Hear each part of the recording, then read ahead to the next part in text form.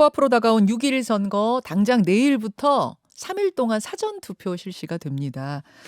오늘은요. 경기 분당갑 보궐선거로 가보죠.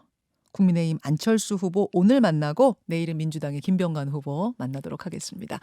안철수 후보님 안녕하세요. 네, 안녕하셨습니까? 아유, 목소리가 활기차시네요. 예, 오늘 이제 사전 투표 하루 전날인데 지금 저 분당갑 분위기 어떻습니까? 네, 밑바닥 민심은 아주 좋은 편입니다. 음. 그리고 또 많은 기대를 하고 계시는 분들을 많이 뵙고 있습니다. 예. 자신 있으세요? 어, 선거에서 사실 자신이라고 말할 수 있는 그런 선거는 없고요. 뭐 한마디로 쉬운 선거는 이 세상에 없습니다. 그래서 마지막 순간까지 최선을 다할 생각입니다. 예. 여론조사 결과를 한번 좀 볼까요? 예. 중앙일보가 한국갤럽에 의뢰해서 지난 23일, 24일 조사를 한 내용을 저희가 보여드리고 있는데, 유권자 804명 대상으로 했더니 안철수 후보 62.3%, 김병관 후보 32.4% 차이가 꽤 많이 벌어져 있네요. 이유는 뭐라고 예, 보십니까? 아마도 기대감 때문이라고 생각합니다. 제가 그 10년 전에 안랩을 여기에 세우고 나서 처음 이제 판교가 제대로 자리 잡는데 공헌을 했었다면 이제 10년 후에 다시 돌아온 안철수가 이 분당 지역 그리고 특히 판교 지역을 전 세계에서 실리콘밸리에 견줄 수 있는 그런 단지로 업그레이드를 시킬 수 있다는 기대감, 음. 아마 그런 것이 아닌가 싶습니다. 네. 근데 안 후보님 제일 많이 들으신 질문일 텐데 저도 한번 해야겠어요. 뭐냐면 대선 주자도 했고 인수위원장까지 지냈는데 이렇게 빨리 다시 보궐선거에 나오실 줄은 정말 몰랐다. 어떻게 결심하게 되신 거냐. 요 질문 많이 받으셨죠? 예. 사실 뭐 제가 고민 안 했다면 거짓말이죠. 음, 근데 제가 인수위원장 하면서 느낀 게 있습니다. 뭔가요? 인수위원장을 하게 되면 국정 과제를 정리를 하는 역할을 하는 것 아니겠습니까? 예, 예. 그리고 그 국정 과제가 제대로 동력을 받아서 개혁을 해서 이 정부가 성공을 해야지 대한민국이 성공하고 그리고 국민이 성공을 하게 됩니다. 음, 그런데 지금 극심한 여소야대 정국에서 그나마 동력을 얻을 수 있는 유일한 기회가 바로 이번 지방선거인 겁니다. 어허. 그래서 지방선거에서 압도적인 민심을 얻어야만이 개혁 동력을 생길 수 있고 그 중에서 핵심이 바로 이곳 그 경기도다. 그래서 경기도에 선수로 뛰는 게 사실 제일 많은 도움을 주는 거니까 선수로 뛰어야 되겠다고 결심했습니다. 근데 원래는 지역구가 서울 노원구시잖아요. 네, 그렇습니다. 그렇죠. 그래서인지 이제 상대편인 민주당 김병관 후보는 선거 슬로건 자체를 아예 철수 정치 끝냅시다 이렇게 잡으셨더라고요. 심지어 아니 왜 자당 후보 이재명 후보를 그렇게 비난하죠? 이게 슬로건이 그럼 이재명 후보를 타겟으로 한 거라고 해석하시는 거예요? 저는 그렇게 알고 있었는데요. 제가 잘못 알고 있었나요? 뒤에다가는 정치 투기꾼이라는 문구도 지금 내걸고 김병관 후보가 선거운동 하시는데요. 예. 그렇게 자꾸 셀프 디스 하시면 안 됩니다. 그것도 이재명 후보 겨냥한 거라고. 안철수 후보는 보신다. 그런 말씀. 그래요. 그럼 뭐 이재명 후보 얘기가 나왔으니까 잠깐 언급을 하고 가죠. 이재명 후보는 안철수 후보를 향해서 다른 철수는 몰라도 새정치 철수한 거는 나는 용서 못한다. 새정치할 생각 없이 그 새정치 노래만 부른 거라면 범죄 행위다. 대국민 사기극이다. 이렇게 비판을 했습니다. 어떻게 답하시겠습니까?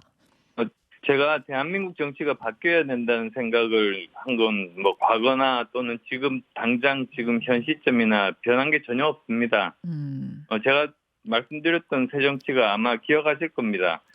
양극단의 이념 대결, 이게 우리나라를 망하게 하고 있으니까 이걸 좀 극복하고 적대적인 공생관계 청산해서 중도 실용정당 이 되어서 민생에 집중하자. 그것이 바로 제가 말씀드리는 새 정치 아니겠습니까? 예예. 그리고 그건 지금도 변화가 없습니다. 음. 그래서 저는 그 전 세계적으로 특히 양극화가 이렇게 심화되고 있는 시점에서 제일 필요한 것이 경제 사회적인 약자를 따뜻하게 품어 안는 것이라고 생각하고요. 그리고 그것을 하지 못하면 여당이건 야당이건 국민으로부터 버림받는다고 생각합니다. 음. 저는 그래서 그런 정당을 만들고 싶다. 그게 새정치의 뜻이고 지금 제가 국민의힘에서도 그런 노력들을 계속 하려고 그렇게 생각하고 있습니다. 근데 아마 이재명 후보가 지적한 부분은 그 부분 같아요. 양당 정치를 깨겠다라는 구호를 계속 외치셨는데 그 양당 정치에 합류하신 거 아니냐 그 부분이요. 그 부분도 두 중에서 한 정당을 바꾸면 되는 것 아니겠습니까? 아 내가 들어가서 바꾼다.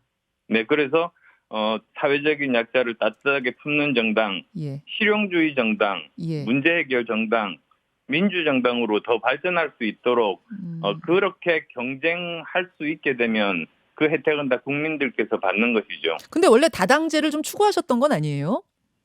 저는 다당제가 더 좋은 대안이라는 생각에는 변함이 없습니다. 예. 그래서 그 여러 의원들을 설득을 해서 만약에 그것이 합의가 된다면 네. 저는 다당제가 되면은 3개 이상의 정당이 되면은 아무래도 한 정당이 과반을 이렇게 가지지 못하니까 네. 결국은 다른 정당과 함께 서로 대화하고 음. 토론하고 타협하고 합의하고 그런 정치가 이루어질 것 아니겠습니까? 예예. 그래서 진정한 정치가 이루어지기 위한 음. 제도적인 기반은 우리나라 지금까지 정치 풍토화에서는 음. 나중에는 결국은 다당제로 발전하는 것이 그것이 맞는 정치의 발전 방향이라고 생각하는 건 변함이 없습니다. 아 그러면 제도적 기반을 지금은 이제 뭐 현실적인 어떤 이런 것들을 고려해서 양당의 몸을 여당의 몸을 담았지만 제도적으로 다당제를 위한 제도적 기반을 닦는 것에는 계속 힘을 쓰겠다 그런 말씀으로 이해하면 될까요? 네, 그렇습니다. 그리고 그 제도적인 기반을 바꾸는 거는 거대 양당 두 당밖에 할 수 없습니다. 알겠습니다. 알겠습니다. 사실 뭐 안철수, 이재명 두 분 다 본인 선거도 본인 선거지만 수도권 전체 판을 돕고자 출마하신 걸로 압니다. 네. 지금 수도권 판세는 어떻게 읽고 계세요? 처음에는 경기도 지역이 그렇게 유리하지 못했던 것은 사실입니다. 예. 그렇지만 뭐 제가 이 지역에서 어느 정도 압도적으로 승세를 붙여가고 있고 그리고 또 주변에 있는 인구가 많은 도시들에서 점차 분위기들이 좋아지고 있습니다. 어허. 제가 틈틈이 화성이라든지 용인이라든지 수원이라든지 사실 인천 계양을까지 다녀오면서 지원 유세들을 했었습니다. 예, 예. 분위기가 점차 좋아지고 있음을 느낍니다. 그 인천 계양을은 뭐 여러 여론조사에서 접전 양상을 띠고 있습니다만 민주당에서는 자체적으로 분석해 본 민심의 흐름은 그 지금 나온 여론조사와 좀 다르다 이렇게 자신을 하는데 그건 어떻게 생각하세요? 네, 뭐 결과 보면 알 수 있겠죠. 아 끝? 아 결과 보시라. 아 그 말씀은 결과 보면은 뭐 어떻게 되는데요? 어떻게 보시는데요? 결과를 보면 어쨌든 지금 박빙으로 나오고 있지 않습니까? 예. 그래서 정말 누가 이길지 모르는 박빙으로 흘러갈 거라고 생각하고 그 결과로 어느 쪽이 이기더라도 아주 근소한 차이가 날 것이다. 아. 그렇게 생각합니다. 어느 쪽이 이길 것 같습니까? 글쎄요. 지금 제가 직접 이제 현장에 가서 만나본 그 계양을 주민들은 굉장히 실망이 크십니다. 이렇게 정략적으로 우리 지역을 이용하고 우리 지역 발전에 관심이 없고 연고도 없는 후보가 온 것에 대해서 본인들이 무시를 당했다고 생각하고 분노하고 계십니다. 그런데 그것이 이제 그 표심에 나타나겠죠. 그럴 거라고 보시고 근소하게 그럼 국민의힘 후보가 이길 것이다에 일단 거시는군요. 그럴 가능성도 있다고 생각합니다. 근데 거기가 대선 때 이재명 후보가 윤석열 후보를 12%포인트 차로 이긴 곳이에요. 예, 그리고 이재명 후보는 이번에 지면 정치 생명 끝장난다. 끽! 뭐 이런 지금 뭐 이런 표현까지 하면서 굉장히 절박한 선거 운동을 하고 있기 때문에 결국엔 이기지 않겠느냐. 이렇게 지금 민주당은 내다보는 것 같은데요. 예. 글쎄요. 거기에 대해서 그 어느 정도로 말만큼 실제로 행동으로 옮기는가, 그게 중요한 것 아니겠습니까? 아, 말만큼 어느 정도 행동으로 옮기는가? 그 말씀 예, 어떤? 그리고 또 예. 사실 진심을 가져야 되거든요. 진심으로 나는 내가 다시 대선 후보가 되지 않더라도 네. 이 지역 발전을 위해서 내 온몸을 바치겠다. 아하. 이런 진심을 가지고 접근을 하면 그러면 그 진심은 통하게 마련이죠. 음. 그렇게 되면 승산은 조금 있을 거라고 생각합니다만 네. 과연 그렇게 생각하실지 그게 전달이 될지 그건 잘 모르겠습니다. 알겠습니다. 경기도지사 선거는 김은혜 대 김동연 여기는 처음부터 시종일관 엎치락 뒤치락 접전이에요. 여기는 그렇죠. 예, 여기는 어떻게 내다보십니까? 저도 예측은 힘듭니다. 사실 뭐 결국은 민심을 제대로 반영하는 후보가 이 주민들의 선택을 받을 거라고 생각합니다만 네. 또 그것 이외에도 여러 지금 각 지자체마다 여러 후보들이 뛰고 있고 저같이 국회의원 보궐선거 지역도 있고 하니까요. 그런 지역에서의 민심이 여당에게 좀 더 힘을 실어줘서 민생 문제를 해결하게 하자고 하면 아마도 여당 후보가 조금 더 유리해지지 않을까 생각합니다. 네. 진짜 모르겠다. 여기는 정말 모르겠다는 말씀이에요. 지금은 내일부터 사전 투표인데 무소속 강영석 후보의 단일화는 그럼 이제 물 건너갔다고 봐야 되는 건가요? 뭐 아마 힘들지 않을까 생각합니다. 사실 이 접전을 보이는 상황에서 강영석 후보의 그 표도 국민의힘으로서는 소중한 표일 텐데 그러면은 단일화를 하라는 요구도 있지 않습니까? 예, 뭐 하라는 요구도 있고 할 필요도 없다는 요구도 있고 한데 사실 저도 경험은 해봤습니다만 이건 전적으로 후보자의 결정입니다. 후보자가 결단하는 거죠. 본인이 과연 이것이 지금 전체 선거 판세를 봤을 때 네. 과연 도움이 될 것인지 그런 것은 모두 다 후보자가 결단하고 이제 판단하는 것입니다. 김은혜 후보는 뭐라 그러세요? 거기에 대해서는 민감한 문제라서 제가 못 물어봤습니다. 저도 그 상황일 때 누가 물어보면 싫더라고요. 그러셨어요? 굉장히 예민해 있는 상황인데 자꾸 옆에서 물어보면 좀 그러셨군요. 그래서 일단은 후보의 결단을 좀 기다리고 있는 상황 뭐 이렇게 보면 되겠습니까? 네. 그럼 아직 가능성이 닫힌 건 아니네요. 모르겠습니다. 아마 지금 고민하고 계시겠죠? 그러니까 우리 안철수 후보님 생각은 어떠세요? 왜냐하면 안철수 후보가 여기 지금 출마하신 게 경기도 전체 판세에도 영향을 주고자 출마하신 거라 고민을 하고 계실 텐데요. 네, 근데 그 부분에 대해서는 사실 전적으로 김은혜 후보에게 판단 결정을 존중. 다 맡긴 셈입니다. 저는 제가 할 수 있는 일이라고 하면 네. 제 지역구를 포함해서 주변에 가능한 한 많은 지자체 시장들이 당선이 될 수 있도록 열심히 도와드리는 것, 그것이 제 역할이라고 생각합니다. 알겠습니다.